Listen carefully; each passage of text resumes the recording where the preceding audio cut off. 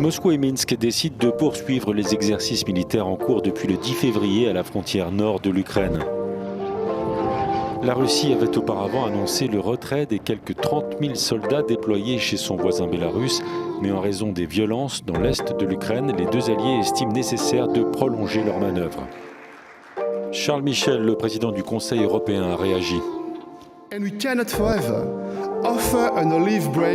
Nous ne pouvons pas éternellement offrir un rameau d'olivier alors que la Russie procède à des essais de missiles et continue d'amasser des troupes.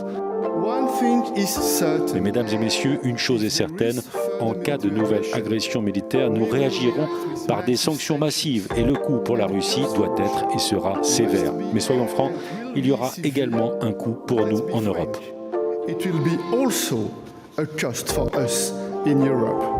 Sur le terrain, les combats ont redoublé d'intensité et les autorités des républiques séparatistes pro-russes du Donbass et de Lugansk poursuivent l'évacuation des femmes et des enfants. La Russie assure avoir accueilli 40 000 personnes. On a eu peur pour notre enfant, on a entendu des bombardements, alors on est parti.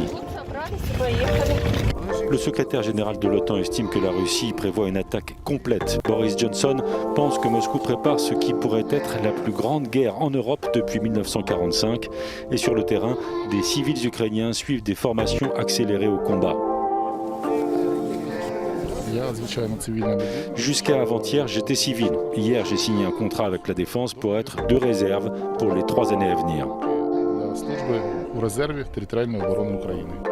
À Kiev, les croyants prient pour la paix, loin du front où l'armée ukrainienne et les séparatistes pro-russes s'accusent mutuellement de rompre le cessez-le-feu. Depuis 2014, le conflit en Ukraine a fait plus de 14 000 morts.